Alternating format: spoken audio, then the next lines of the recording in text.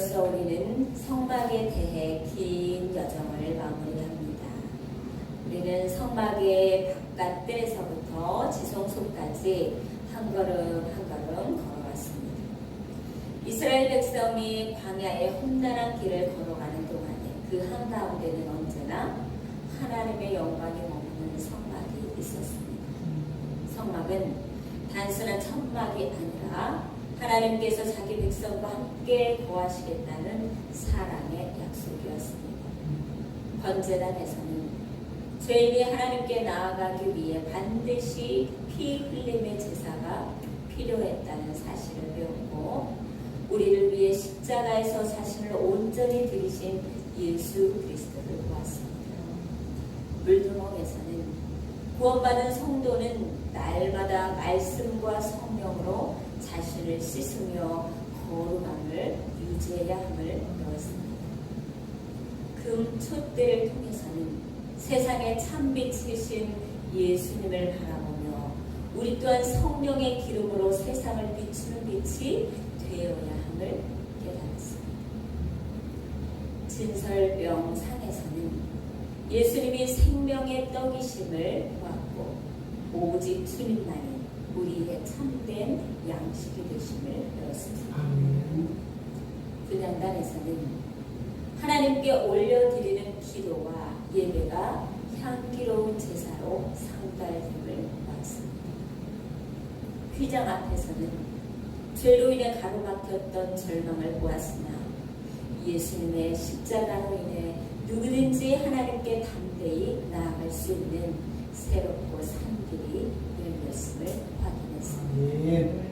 마지막 지성소에서는 언약궤와 속죄소 속에 임한 하나님의 영광을 바라보며 대제사장이신 예수 그리스도의 보혈로 우리가 하나님의 자녀가 되는 은혜를 누리게 되었음을 보았습니다.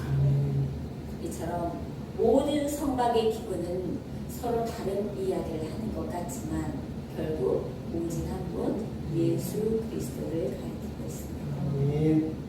오늘 마지막 우리는 출애굽기 마지막 장에서 성막이 마침내 완성되는 장면에 이릅니다. 출애굽기 4장 17절에 둘째 해 첫째 달 곧 그 달 초하루에 성막을 세우니라. 드디어 웅장한 성막이 세워졌을 때 백성들의 마음에는 감격과 기쁨의 눈물을 흘렸을 것입니다. 그리고 하나님께서는 그 성막에 놀라운 축복을 부어주셨습니다. 34절에 구름이 회막에 덮이고 여호와의 영광이 성막에 충만하네. 하나님의 영광이 얼마나 압도적이었는지 위대한 지도자 모세조차도 감히 그 회막 안으로 발을 들이지 못할 정도였습니다. 오늘 이 예배의 사리가 바로 이와 같기를 원합니다. 우리의 상한 심령, 무너진 일상, 세상의 방법이 아니라 오직 하나님의 영광이 가득한 임재하는 이 시간 되시길 주님의 이름으로 축복합니다. 그렇다면 성막을 덮었던 이 구름은 오늘날 우리에게 어떤 영향적 교훈을 줄까요? 첫 번째, 구름은 하나님의 생생한 임재를 보여줍니다. 광야 한가운데 서 있는 성막 위에 눈부시게 빛나는 구름이 머물러 있습니다. 백성들은 아침에 눈을 뜰 때마다 그리고 밤에 잠자리에 들 때마다 그 구름을 바라보며 고백했습니다. 아, 하나님이 멀리 계시지 않구나. 바로 우리 곁에 저 장막 가운데 살아 계시는구나. 눈에 보이지 않는 하나님께서 눈에 보이는 구름을 통해 내가 너희와 함께 있다는 사실을 매 순간 확증해 주신 것입니다.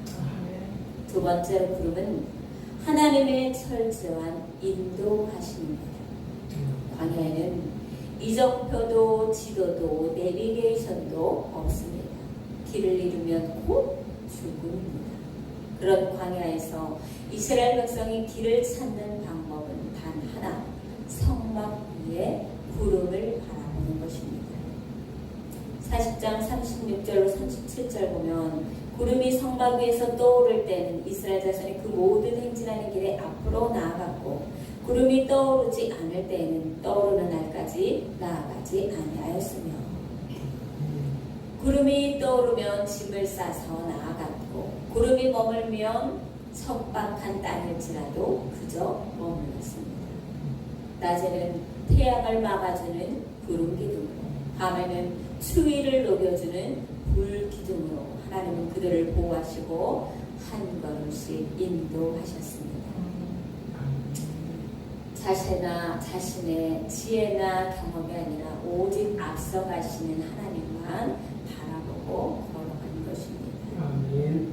성도 여러분, 우리가 이 말씀을 읽다 보면 이런 아쉬움이 생기지 않습니까? 하나님, 그런데 왜 지금은 눈에 보이는 구름 기둥을 보여주지 않으십니까? 내 삶의 진로의 앞에, 자녀의 문제 앞에 그 구름 한 조각만 뚜렷하게 보여주신다면 이토록 헤매진 않을 텐데. 맞습니다. 과거의 구약시대에는 시각적인 방법으로 역사하셨지만 신약의 히브리서 기자는 우리에게 더 완벽한 은혜의 선물을 선포합니다. 바로 기록된 말씀과 우리 안에 내주하시는 성령님입니다. 과거의 구름은 성막이라는 특정 장소 위에만 머물렀지만 이제 예수 그리스도를 믿는 우리 안에 거하시는 성령님은 장소와 시간을 초월하여 동행하십니다. 우리가 낙심할 때 성령님은 말씀을 생각나게 하십니다. 내가 너를 떠나지 아니하며 너를 버리지 아니하리라. 두려워 말하라. 내가 너와 함께하리라. 눈에 보이는 구름은 사라질지라도 우리에게 주신 하나님 말씀과 성령님의 세밀한 인도하심은 영원토록 흔들리지 않는 삶의 나침반이 됩니다. 말씀과 성령을 의지하라. 이것이 광야를 걷는 우리를 향한 하나님의 가장 완벽한 음성입니다. 그리고 마침내 이 장막의 모든 장막의 신비가 한 인격 안에서 완전히 완성되었습니다.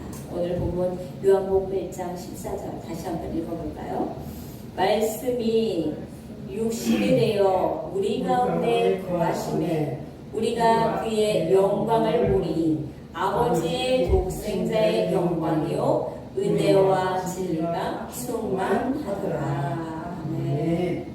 여기서 거하신다는 단어는 장막을 치다라는 뜻, 즉 구약의 백성들이 성막을 바라보며 하나님의 영광을 경험했던 것처럼 이제 우리는 육신을 입고 이 땅에 오신 장막을 치러 오신 예수 그리스도를 통해서 하나님의 살아있는 영광과 임재를 경험한다는 것입니다. 구약의 성막 속에서 죄를 사하는 피 흘림이 있었듯이 이제 예수 그리스도 안에서 모든 죄 문제를 해결받습니다. 구약에서는 백성이 성막으로 나아갔지만 이제는 하나님께서 예수님 안에 우리 안에 찾아와 계십니다. 구약에는 구름 기둥이 앞서갔지만 이제는 우리 안에 내주하신 성령님께서 우리의 삶을 인도해 가십니다. 성막이 아무리 화려하게 완성되었을지라도 그 위에 구름이 덮이지 않았다면 광야의 초라한 텐트에 불과했을 것입니다. 우리의 인생도 마찬가지입니다.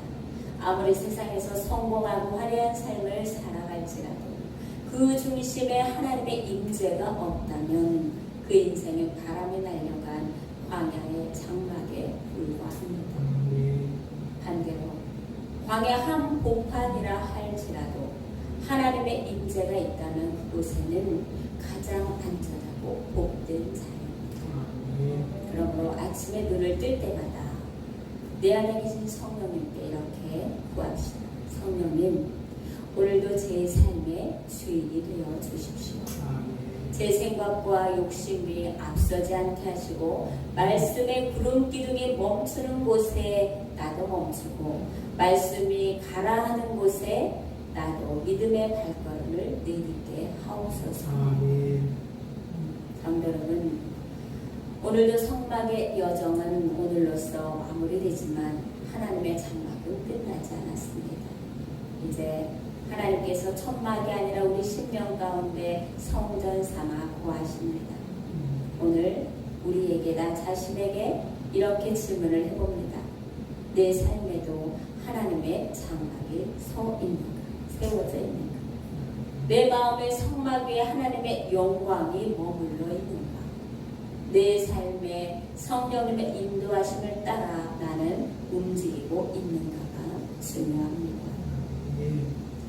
성막의 완성은 건물이 아니라 예수 그리스도이십니다. 광야 같은 세상을 살아갈지라도 예수님이 함께 하시면 두려울 것이 없습니다. 말씀이 길이 되고 성령님이 인도자가 되시고 하나님의 영광이 우리를 덮을 것입니다. 이 은혜를 날마다 누리시고 하나님의 임재와 보호하심 안에서 넉넉히 승리하시는 우리 모두가 되기를 주님의 이름으로 축원합니다.